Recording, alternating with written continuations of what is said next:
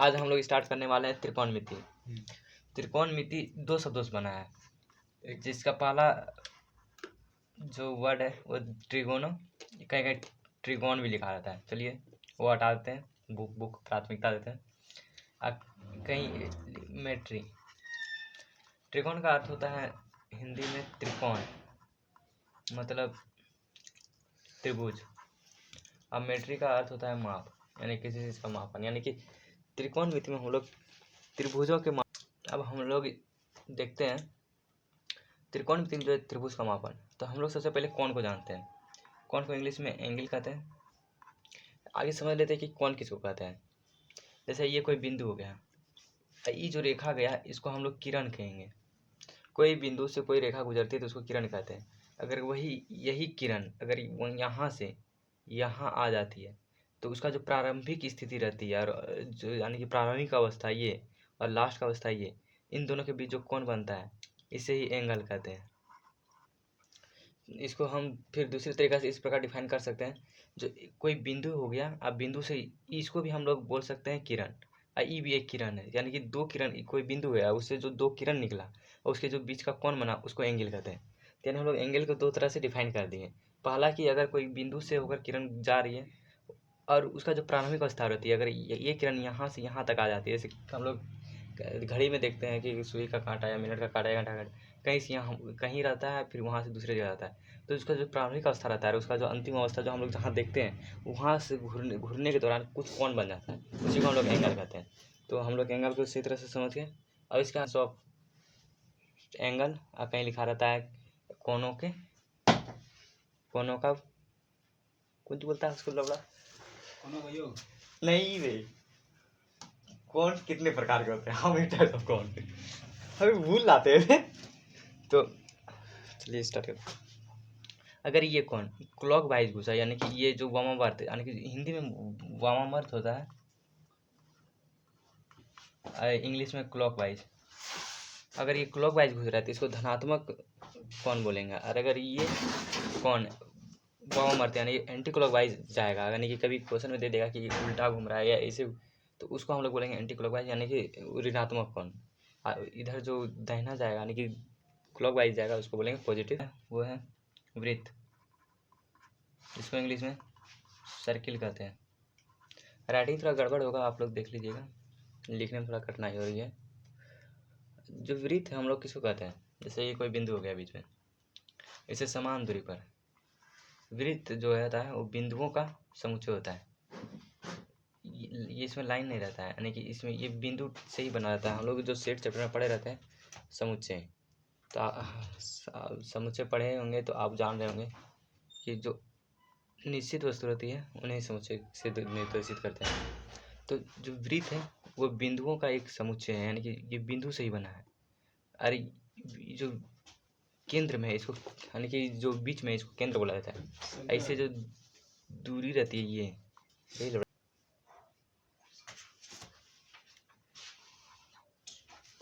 वृत्त जो है वो बिंदुओं का समुच्चय है। जैसे वो लाइन ऐसे नहीं बना है, वो ऐसे ऐसे ऐसे ऐसे ऐसे ऐसे ऐसे ऐसे ऐसे ऐसे करके वृत्त का निर्माण होता है, यानी कि ये बिंदुओं का समुच्चय है।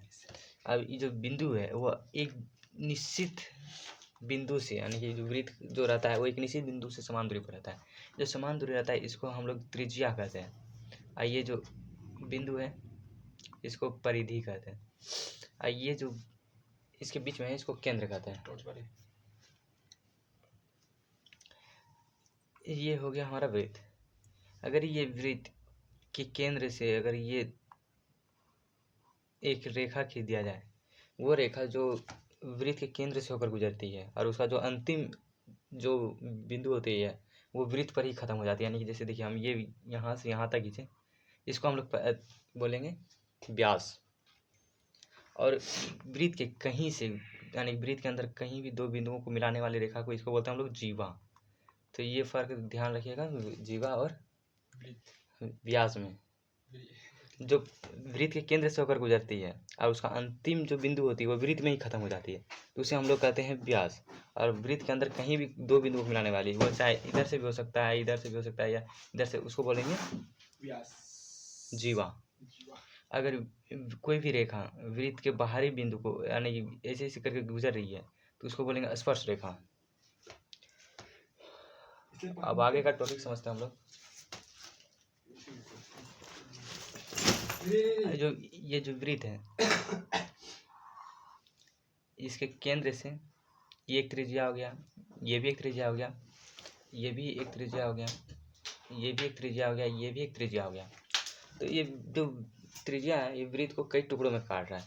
तो ये जो टुकड़ा को काट रहा है इसको हम लोग चाप कहते हैं, हम लोग इसको चाप कहते हैं।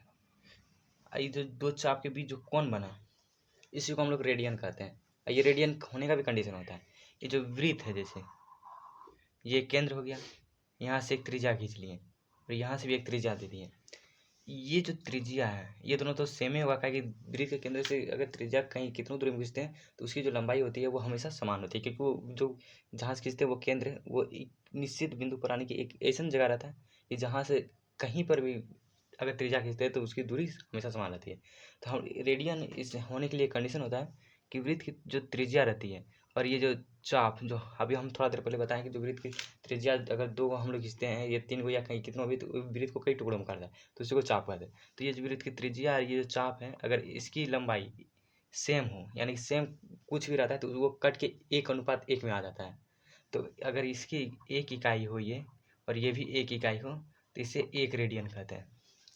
और ये जो पूरा है इसको एंगल में 360 डिग्री बोला जाता है। यही एंगल अगर रेडियन में मापेंगे तो इसे 2π कहेंगे, यानी 2π का मान 360 हो गया। इसको हम रेडियन में व्यक्त करते हैं तो 2π रेडियन बराबर कितना आ गया इसका मान 360। अगर यहाँ से रेडियन को रखेंगे तो 360/2π, अगर इसको कटाते हैं तो 180 बार में तो 1 रेडियन, यहाँ कुछ नहीं है तो 1 है, 1 रेडियन का मान कितना आ गया 180/π, यानी जो रेडियन का मान निकल आया हम लोग का 1 रेडियन का उसका मान हो गया 180/π। और हम लोग जो कक्षा 10 में या हम लोग 7-6 में जानते हैं कि पाई का मान 22/7 होता है या 3.14। हम लोग यहाँ दोनों में से कुछ भी ले सकते हैं, उससे कोई दिक्कत नहीं है, मान में थोड़ा और फर्क आ जाएगा लेकिन उससे कोई दिक्कत नहीं। तो 1 रेडियन का 180 ये उलट जाएगा, इतना हो जाएगा। अगर इसका मान निकालते हैं तो 57 डिग्री 16 मिनट 22 सेकेंड लगभग में आएगा। ये हम लोग अब समझते हैं डिग्री किसे कहते हैं। हम लोग तो समझ गए कि ये कौन होता है, ये एंगल होता है। अब हम लोग डिग्री और मिनट और सेकंड को समझते हैं, क्योंकि अब हमारे टॉपिक में ये मिनट डिग्री और सेकंड आ गया। अब हाँ होप यहाँ तक समझे होंगे। तो उसमें 1 रेडियन का जो मान आ गया था हम लोग का क्या आ गया था 57 डिग्री 16 मिनट, इसको मिनट से करते हैं और 22 सेकेंड लगभग, इसको सेकेंड को लगभग माना जाता है क्योंकि हम लोग कितना मान लिए थे पाई का। हम लोग यहाँ पाई यूज नहीं करेंगे, हम लोग इसको हम लोग यहाँ रेडियन बोलेंगे, क्योंकि हम लोग यहाँ त्रिकोणमिति पढ़ रहे हैं। अब त्रिकोणमिति में यहाँ पाई कहीं जिक्र नहीं होता है। तो यहाँ इसका मान लिए थे हम लोग 22/7, जो कि अगर हम लोग 3.14 लेते तो शायद यहाँ यानी 3.14 नहीं 3.1.4 बोलेंगे, वो गलती से 3.14 है तो यहाँ कुछ 2 1 3 ऐसे कुछ आ सकता था।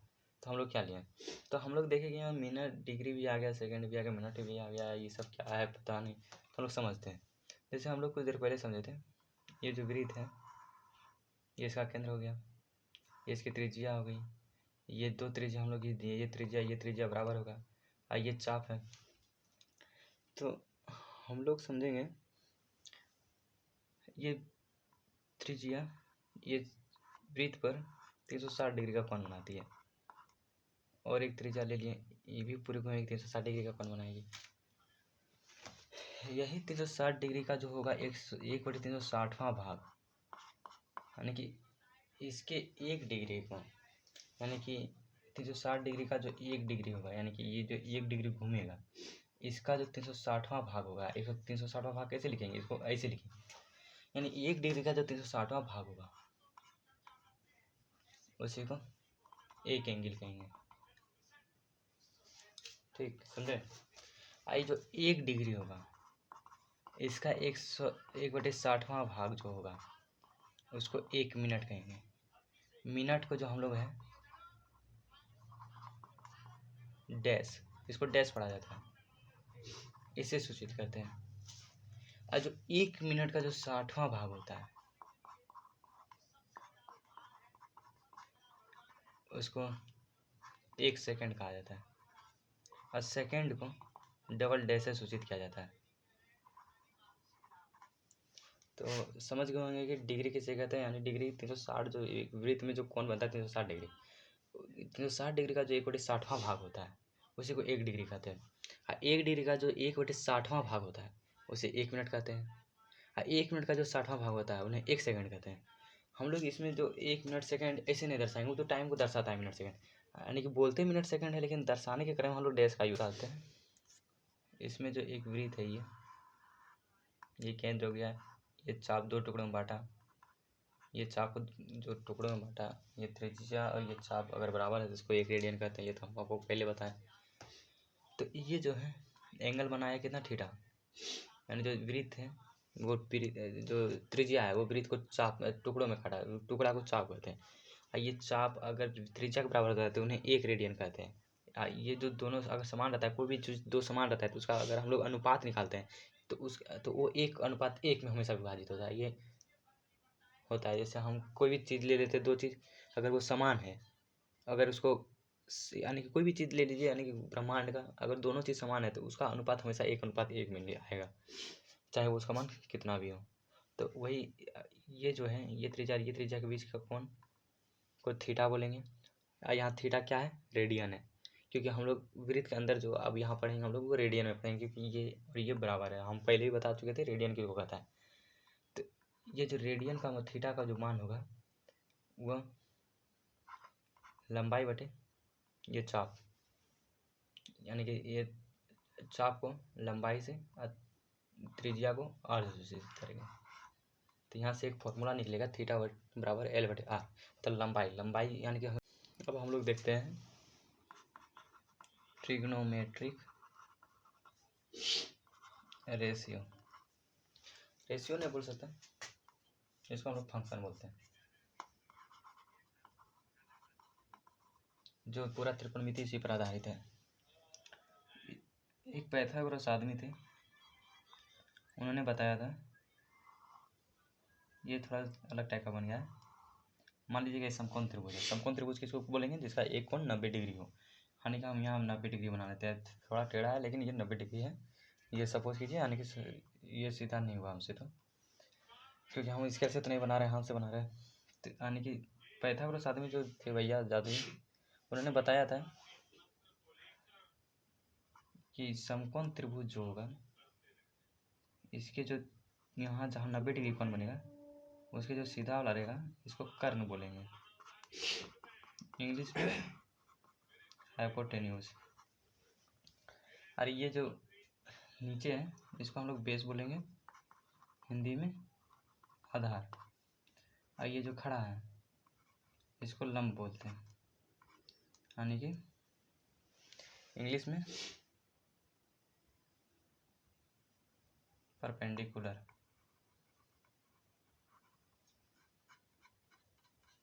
इंग्लिश में इसको बोलेंगे परपेंडिकुलर, ये आर है। तो भाई हम यहाँ बता रहे थे पाइथागोरस जो एक आदमी थे, उन्होंने एक नियम दिया, वही दिया कि अगर ये कर्ण, ये समकोण त्रिभुज हो गया, ये 90 डिग्री का कोण हो गया, ये जो 90 डिग्री का जहाँ कोण बनेगा उसके जो आगे का जो कोण रहता है वो कर्ण कहलाता है। तो पाइथागोरस ने बोला था,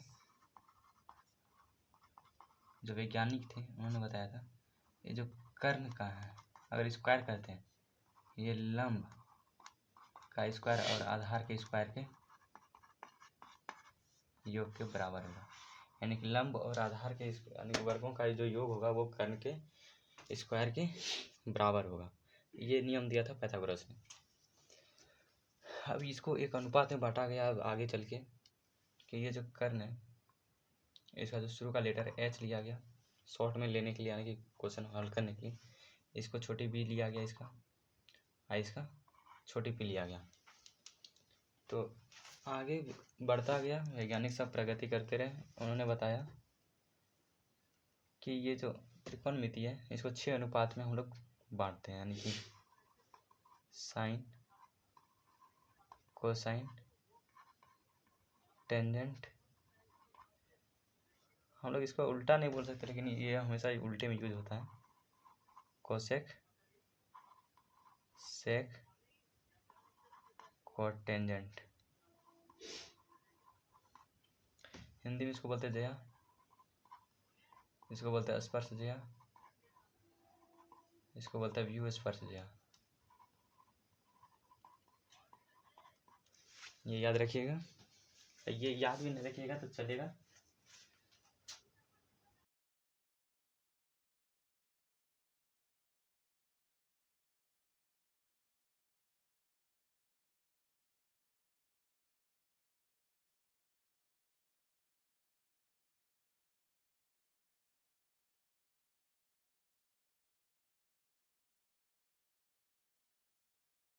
बोलेंगे व्यू को जया। अगर समकोण है, समकोण त्रिभुज किसको बोलेंगे? जिसका एक कोण 90 डिग्री हो। जहाँ कोण बनेगा उसके आगे का जो भुजा रहेगा उसको कर्ण बोलेंगे, उसके नीचे वाले को बेस बोलेंगे, इस जो खड़ा रहेगा इसको लंब बोलेंगे, यानी इंग्लिश में परपेंडिकुलर। कर्ण को इंग्लिश में हाइपोटेन्यूज बोलते हैं और बेस को हिंदी में आधार बोलते हैं। सबका पहला लेटर छोटी में लिया गया और उन्होंने एक नियम दिया, जो कर्ण का जो लंब स्क्वायर और प्लस आधार स्क्वायर, यानी कि लंब और आधार के वर्गों का जो योग होगा वो कर्ण के वर्ग के बराबर होगा। ये पाइथागोरस ने बताया था। आगे चल के इसका और उन्नत किया गया और उन्होंने आगे चल कर इसके 6 अनुपात में बांटा गया। Sine, cosine, tangent, cosec, secant और कोटजेंट। हम लोग जब यूज करेंगे तो इसका हम लोग शॉर्ट फॉर्म लेंगे। जैसे साइन है तो यहाँ साइन में ई छोड़ देंगे, कोसाइन में आई एन ई छोड़ देंगे, टेंजेंट में सिर्फ टेन लेंगे, जेंट छोड़ देंगे। इसको हिंदी में बोलते हैं जिया स्पर्श जिया, व्यू स्पर्श जिया। और कोसेक, सेक और कोटजेंट को बोलते हैं कोजिया, व्यू कोजिया और व्यू स्पर्श जिया। अब आगे हम लोग चल के देखते हैं होता है क्या। अब एक समकोण त्रिभुज बनाते हैं हम लोग। ये रहा मेरा समकोण त्रिभुज, भले ही टेढ़ा है लेकिन मेरा है। ये समकोण त्रिभुज रहा, एक नाम हम लोग 90 डिग्री कोण बना दिए। ये क्या था हमारा? पी था, लंब परपेंडिकुलर। ये क्या हमारा? कर्ण। ये नीचे वाला को आधार बोलते हैं, यानी कि बेस। वैज्ञानिकों ने बताया कि ये दोनों का संबंध मतलब यानी कि जो लंब और कर्ण, इसको क्या बोलते हैं इंग्लिश में? परपेंडिकुलर और हाइपोटेन्यूज। हाइपोटेन्यूज जो था परपेंडिकुलर में संबंध, इसको नाम दिया गया साइन का। हिंदी में क्या बोलते हैं? जया। यानी P/H, इसको एक फॉर्मूला में व्यक्त किया, यानी कि बताया गया कि परपेंडिकुलर और हाइपोटेन्यूज जो संबंध बनता है उसको साइन बोलते हैं। साइन में ई था, लेकिन हम लोग यहाँ शॉर्ट फॉर्म यूज करेंगे क्योंकि हम लोग का यहाँ बहुत सारा लिखना मिलेगा, इसलिए हम लोग हमेशा शॉर्ट फॉर्म का यूज करते हैं। इंग्लिश में साइन से ही है, P और H हो जाता है। अगर यही संबंध H का B के साथ बने तो इसको क्या कहेंगे? इसको बोलेंगे हम लोग कॉस। भले इसका कोसाइन होता है लेकिन हम लोग यहाँ कॉस शॉर्ट फॉर्म लिखेंगे। ये कहाँ से कहाँ संबंध था? ये बेस और हाइपोटेन्यूज का संबंध था। इसका संबंध इससे बन गया, इसका संबंध इससे बन गया, तब इसका संबंध इससे बना देते हैं एक बार, देखते हैं क्या बनता है। अगर इसका संबंध इससे बना दे तो वही तो यही दोनों संबंध बनेगा। फिर इसका संबंध जाने को इधर से यहाँ गया, इधर से यहाँ आया, तब हम लोग यहाँ से यहाँ बना लेते हैं। तो इसका संबंध को हम लोग बोलते हैं टेन, इसको बोलते हैं P/B। अब कुछ देर पहले हम लोग बोले थे कि इसका उल्टा होता है, यानी कि उसको उल्टा बोलते हैं, यानी कि होता नहीं है उल्टा। जैसे साइन को हम लोग कोसेक लिख के देते हैं, इसको पलट के H/P। कॉस को सेक, यानी कि ये दोनों जाति गारा दोस्ती है, ये दोनों जाति गारा दोस्ती है, ये दोनों हमेशा साथ नहीं छोड़ना चाहता है, इसलिए हमेशा लगभग में आपको देखने को मिलेगा कि दोनों एक ही अनुपात में हमेशा रहेगा। टेन को कोट में परिवर्तित किया जाता है B/P। इसको याद करना अनिवार्य है। इसको कई माध्यम से अगर शुरू में हम लोग पढ़ते तो हम लोग इसको बहुत तरह से याद करते हैं। जैसे कोई मास्टर याद कराता है पंडित बद्री प्रसाद हरी हरी बोल, और बहुत तरह का ट्रिक निकालता है। आपको जैसे याद हो, ये ज़बरदस्ती है, याद कर लेना है तो कर लेना, इसके बिना त्रिकोणमिति असंभव है। हम थीटा देने भूल गए थे क्योंकि यहाँ एंगल न बन रहा है, तो थीटा दे दिए। अब हम लोग कुछ सवाल हल करते हैं। जो हमारा पहला क्वेश्चन होगा, ये मेरा समकोण त्रिभुज है, नहीं है लेकिन मान ले ABC, ये 4 है, ये 5 है, ये B छोटा भैया नाराज है, इसी को मान निकालना है, जिसको हिंदी में आधार बोलते हैं। तो कैसे निकालेंगे? वही पाइथागोरस भैया का बात याद करते हैं। पाइथागोरस भैया क्या बोला था? ये कर्ण है, कर्ण AC, इसका जो वर्ग है ये दोनों के वर्गों का योग के बराबर है, यानी कि AB का और BC के वर्गों का योग के बराबर है। ये किसने बताया था? पाइथागोरस जी ने बताया था कि कर्ण जो होगा वो आधार और लंब के वर्गों के योग के बराबर होगा, यानी कि कर्ण स्क्वायर ये भी होगा। अगर यहाँ किसका मान हम लोग को निकालना है? B का। B क्या है हमारा? BC। AC का मान कितना है हमारा? 5 का स्क्वायर। AC यानी कि AB का मान कितना है मेरा? 4, जिसको हिंदी में 4 बोलते हैं, इसका स्क्वायर। BC का मान B। अरे यार यहाँ प्लस दिया, प्लस था, प्लस दिया गया, इसका स्क्वायर। ये इसको ये 5 का स्क्वायर 25 हो गया हमारा। ये 5 ही है हमारा, ज़्यादा को समझे। 4 का स्क्वायर 16, प्लस का प्लस, B का स्क्वायर का स्क्वायर हो जाएगा। पूरे को ये साइड कर दीजिए, इसको ये साइड भेज दीजिए। अगर ज़्यादा तेज है तो 16 को ये साइड भेजिए, 25 इसको ये साइड भेजेंगे तो माइनस में जाएगा, चिन्ह बदल जाता है। हम लोग अलजेब्रा में ये पढ़े होते हैं। इसको अगर नहीं पढ़े तो जान लीजिए, अगर एक ठो को इधर लाएंगे तो प्लस माइनस होगा, अगर दोनों को इसको ये साइड करेंगे तो कोई चिन्ह नहीं परिवर्तन होगा। 25 में 16 को घटाएंगे तो 9 हो जाएगा। B स्क्वायर बराबर 9। इसमें चिन्ह क्यों नहीं परिवर्तन हुआ? क्योंकि इसको भी ये साइड लाए, चिन्ह बदला, इसको भी साइड लेके चिन्ह बदला, ये चिन्ह करके प्लस हो गया। तो हम लोग याद मानते हैं, हम लोग इससे प्रूव होता है कि इसको ये साइड करेंगे तो कोई परिवर्तन नहीं होगा। B को यहीं छोड़ देंगे। स्क्वायर जब भी बराबर के वो साइड जाता है तो रूट में चल जाता है। अगर यहाँ एक्स स्क्वायर बराबर A है, अगर हम लोग x का मान निकालेंगे तो ये हमेशा रूट में जाके A हो जाएगा। अगर अब हम लोग देखें यहाँ रूट A है बराबर x है, यहाँ से हम लोग A का मान निकालेंगे तो बराबर के वो साइड हमेशा रूट जाएगा तो स्क्वायर में परिवर्तित हो जाएगा। ये कहीं नोट कर लीजिए। तो यहाँ B बराबर √9 हो गया। तो B बराबर क्या हो गया? इसका गुणनखंड करेंगे 9 का, जो रूट के अंदर रहेगा, वहाँ 9 रूट के अंदर रहते। अगर इसको 3 से तोड़ेंगे 3 बार में। अब वर्गमूल हम लोग जानते हैं जोड़ा, अगर 2 मिल गया तो वो बाहर निकल जाएगा। ये हो गया B का मान। लेकिन एक मिनट, ये रूट के बाहर निकला है तो ये प्लस माइनस दोनों में ले सकते हैं, लेकिन हम लोग जानते हैं कि लंबाई कभी नेगेटिव में नहीं होती है, हमेशा पॉजिटिव में होती है। तो यहाँ हमेशा मान क्या होगा? पॉजिटिव में। अगर कुछ माप इकाई नहीं दिया है तो इसको हम लोग अपने मन से यूनिट दे देते हैं। आई होप ये समझ गए। अब अगली क्लास में देखते हैं इसके आगे का प्रोसेस। लंड जिंदाबाद था है।